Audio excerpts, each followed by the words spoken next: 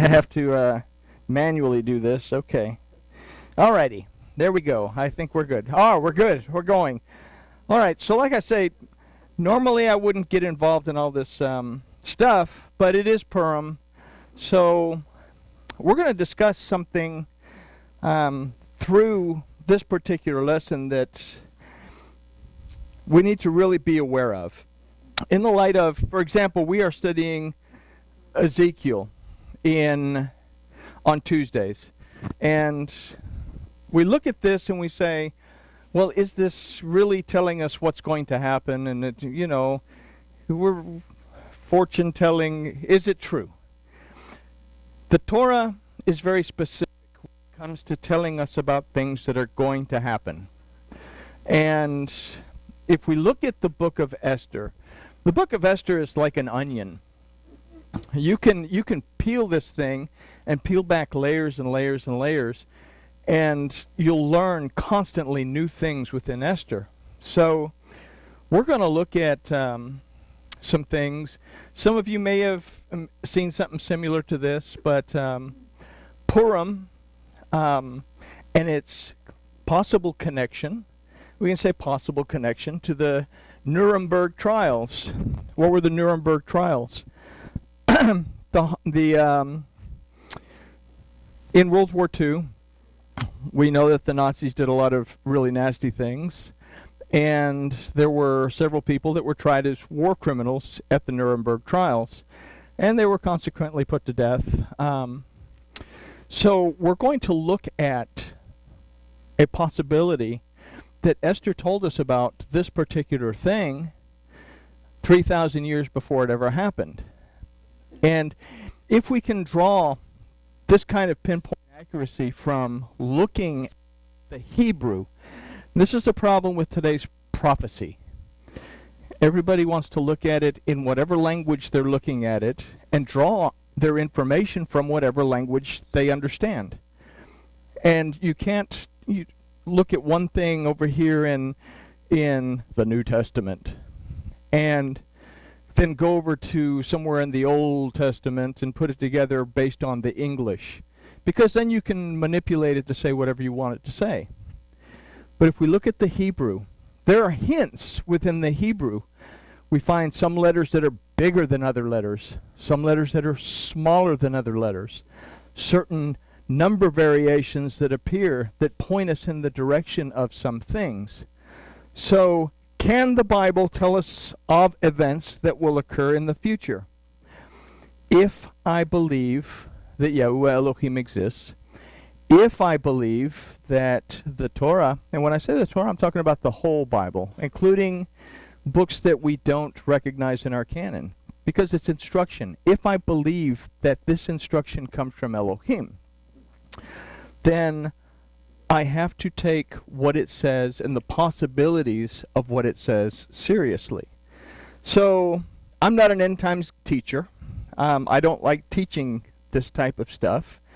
But the story of Esther does predict some pretty interesting foretelling of what would occur, has occurred, at the end of the Holocaust in World War II. And we're not going to read it in the story. It's encoded within the Hebrew of Esther. So what is Esther about? Esther is about a young Jewish girl named Hadassah who takes on a Persian name, Esther, and becomes the queen under Ahasuerus, which we'll call Xerxes in this particular study because it's the same guy. I'll just read it because I wrote it all down. So let's go back. It's encoded in the Hebrew of Esther, not made up of babblings of many end times teacher that wiggle whatever they can out of the English. So from Bible history, we know that there was an extreme hatred of the children of Israel that was harbored by a group of people, the Amalekites. And the first battle that the children of Israel fought was against the Amalekites. Then we read that Elohim tells Saul that he is to completely destroy the Amalekites, but he disobeys. He keeps some of their cattle and he keeps their king Agag alive. So Samuel shows up, and he's very upset that Saul didn't do what he was supposed to do. So Samuel takes a sword and he lops off Agag's head. But we have to look at something that during his captivity, it appears, if we consider that Haman is an Amalekite, then there must have been a time period between Saul showing up and lopping off his head that Agag manages to father a child or some children. Okay, from this child or children would come Haman, who was an Amalekite and the viceroy, the second in charge to King Xerxes. And this was in Persia. So Haman had a bloodthirsty hatred of the Jewish people. It's inbred in the Amalekites. And he convinced Xerxes to decree that all the Jews in his kingdom were to be exterminated. Now there was a rule, and it's an interesting rule, that when a king makes a decree, well, you can't change the decree. Well, he's the king. If I make a decree and I don't like the decree, I'm the king. I should be able to change it. For some reason, it can't be changed. So we read in this Megillah of Esther, it's called the Megillah, if we ever see that word, Xerxes' queen, who is Esther, convinced the king to allow the Jewish people to defend themselves. Convinced the king to allow the Jewish people to kill Persians who were trying to kill them within the kingdom. The result was that the Jews killed a great many people bent on their destruction. So in this story, there is found an incredible link to Adolf Hitler's Germany and its extreme hatred of the Jews. Let's consider how extreme Hitler was, in that he would actually, instead of sending troops to vital places where they were needed, he took the rail cars and kind of redirected everything to continue going to the death camps to continue killing the Jews. And in fact, I'm going to paraphrase, he said that the extermination of the Jewish people is our number one priority. We are at war with the Jews. Okay? So there's a hatred here. So we see a similarity. Haman had an extreme hatred for the Jewish people, wanted to destroy them, utterly destroy them off the face of the world, which was the Persian Empire at the time. Hitler wanted to exterminate them in the same time. So we have this link to Adolf Hitler's Germany. After the war, at Nuremburg, there would be a trial, and the German war criminals would be tried and hanged. So let's consider this event at Nuremberg from the book of Esther, which was written 3,000 years prior. And we'll begin at Esther 9, 6 through 10, now that we've kind of gotten a Cliff Notes version of what's going on. And it says, oh look, it's 5. Okay, well 5 through 10. And the Jews smote, and I'm going to use my best King Jimmy possible.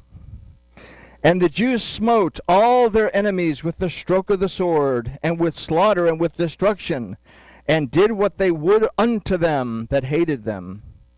And in Shushan the castle, the Jews slew and destroyed 500 men. And here's where it starts to get interesting. These are the sons of Haman coming up. And Parshandatha, and Dalphon, and Aspatha, and Poratha, and Adaliah, and Aridatha, and Parmashta, and Arisai, and Aridai, and Vaizatha. Seems to me that he might have done them a favor. I'm not sure. I would have hated to have been them in school. Okay. Then it goes on to say, the 10 sons of Haman, the sons of Hammedatha, the Jews' enemy, slew they. So basically what it's saying is, the 10 sons of Haman they slew, but on the spoil they laid not their hand. Okay. So from these verses, what do we get? The Jews defended themselves, and they went, and in Shushan, they defended themselves. But not only did they defend themselves, they executed the 10 sons of Haman. Okay? It tells us this.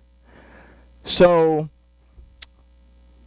what's interesting And what becomes a mystery is what we find in the next few verses. On that day, the number... Oh, whoops. On that day, the number of those slain in Shushan the castle was brought before the king. Okay, and the king said unto Esther the queen, the Jews have slain and destroyed 500 men in Shushan the castle, and the 10 sons of Haman. Okay, they've destroyed the 10 sons of Haman. What then have they done in the rest of the king's provinces? Now whatever thy petition is, it shall be granted thee. And whatever thy father, or whatever you request further, it shall be done. Okay? So, Xerxes is obviously not upset. He's very excited that a whole bunch of people have been slaughtered in his province. Persians. He's a bloodthirsty guy. Doesn't have a problem. The queen's happy. Happy wife, happy life. Right? Okay. So let's go down to 13. This is where it starts to get interesting. Then said Esther, if it please the king, let it be granted to the Jews that are in Shushan to do tomorrow also according unto this day's decree, and let Haman's 10 sons be hanged upon the gallows. Huh? They just killed Haman's 10 sons. Why is she wanting tomorrow to be a repeat of today? And let's go dig them up and kill them again. Okay? All right. And the king commanded it so to be done. And the decree was given out in Shushan, and they hanged Haman's 10 sons. How did the first set die? By the edge of the sword. Here it says, and they hanged them. Okay. Well, let it be done tomorrow as it was done today. Starts to get interesting. What's perplexing here is that Queen Esther asked the king that Haman's 10 sons be hanged on the gallows. But we read in the previous verses that Haman's sons were put to death with the other 500 at the edge of the sword. So why is she asking for what has just occurred to occur again? So we have concepts. To study Kabbalah, for the sake of studying Kabbalah, you should not do. It will mess up your mind, and it'll mess up your ability to worship. But like everything else, we can take little bits and pieces of it and help us to understand our commentary. Kabbalah gives us an idea that when Esther is speaking to the king, when it refers to the king, not to Xerxes, because it names Xerxes by name, but when she's speaking to the king, it's actually a reference to Elohim. In other words, Esther prayed to the king, prayed to Elohim. Okay?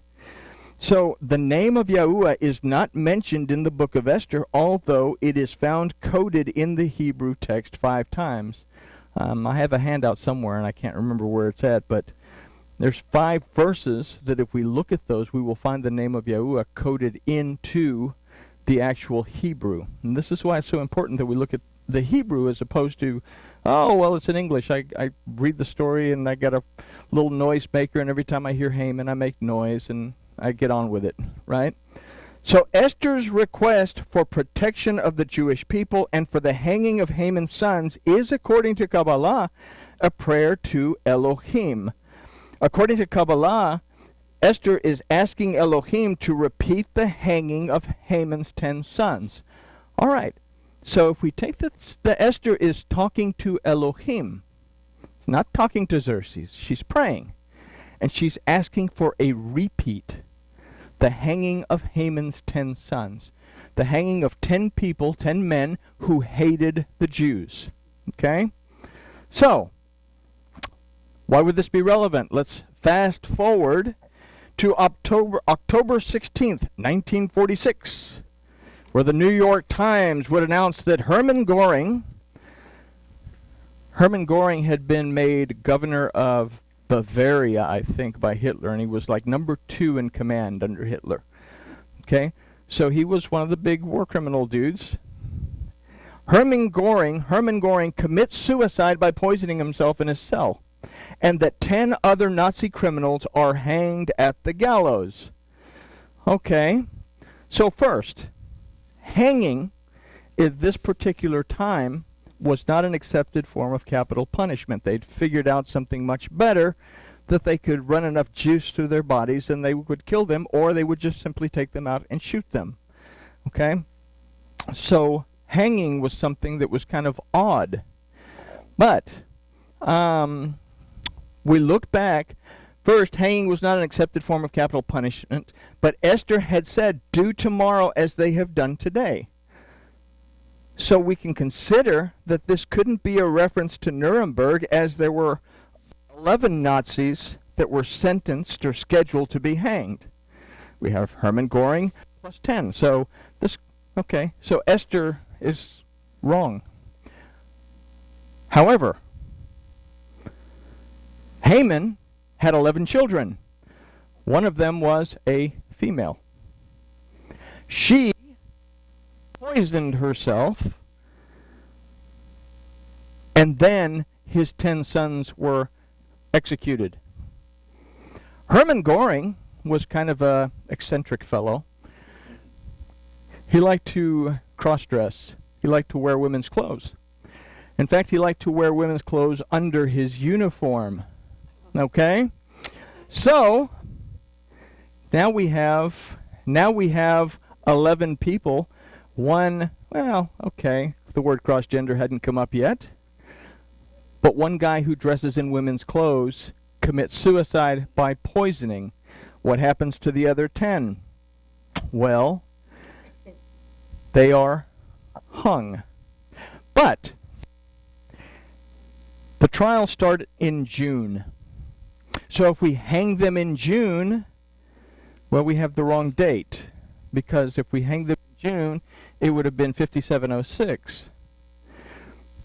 Not 5707, and this will be important in a minute.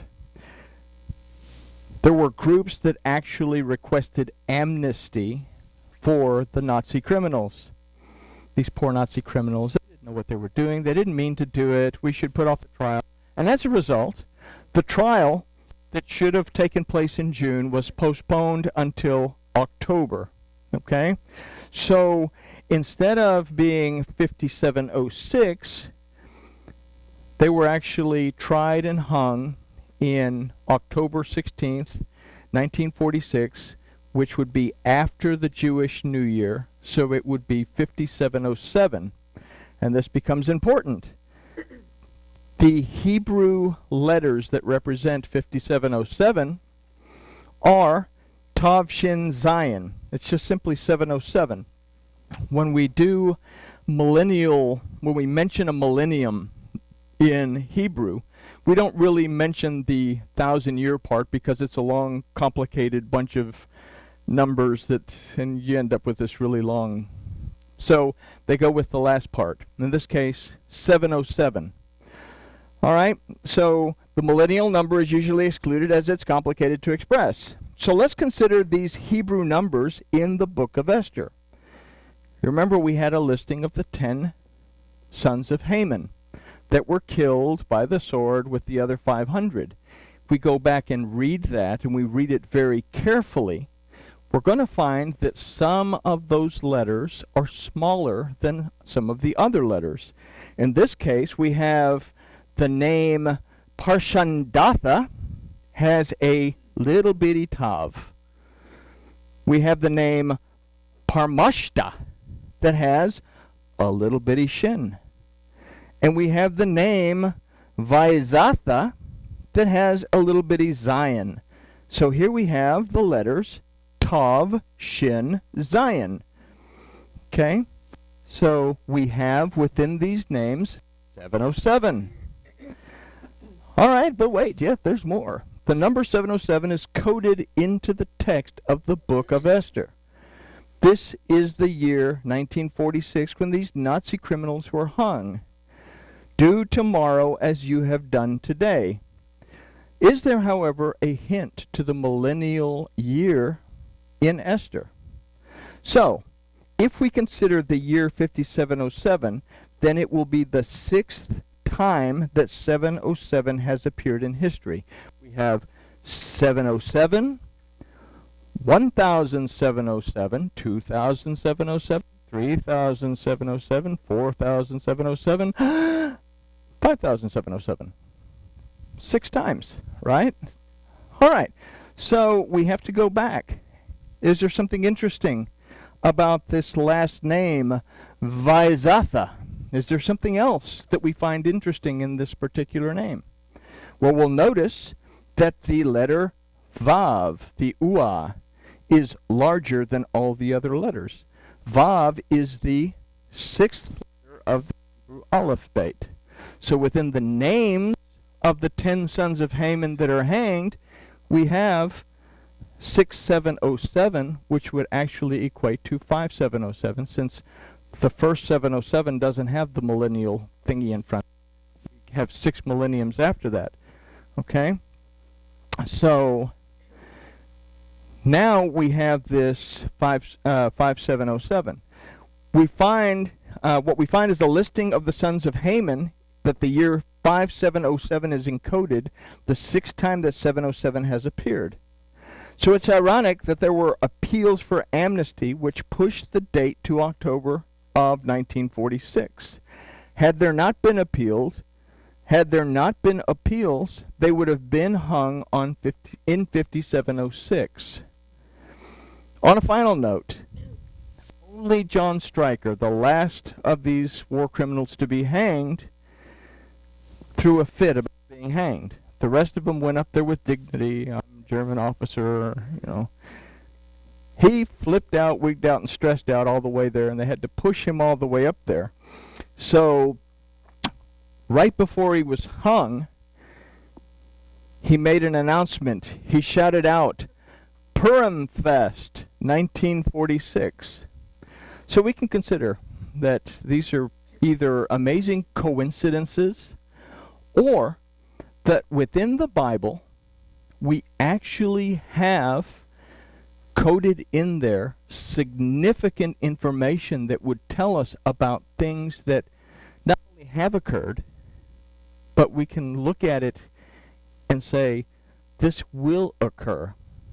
And if we consider this, and we go back, for example, I said we're studying the book of Ezekiel on Tuesdays. Well, we'll have one more lesson and we'll be done studying the book of Ezekiel. For now.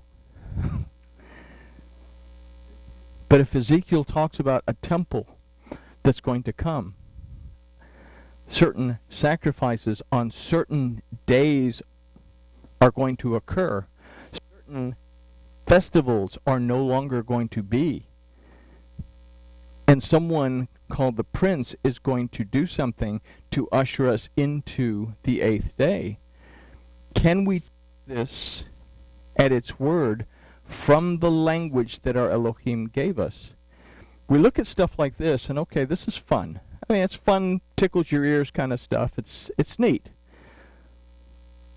But can we take things seriously like the returning of Yahusha? Can we take things seriously like the temple that Elohim is going to give us? Can we take things seriously that there will be a shofar that blasts as the gate closes, to where we have to be able to be sensitive enough to hear the voice of Elohim in the shofar? And these are questions that we just have to consider. So with that, we can say that within the Hebrew, we're actually going to find what we need to find. And we're not going to find it in the ridiculous end-time claims made by every next best-selling author, but we're going to find real-time notifications silently staring at us from the very language of our Elohim. And with that, we say grooviness has been achieved, and we ask the chilling question that we ask every time. Any questions?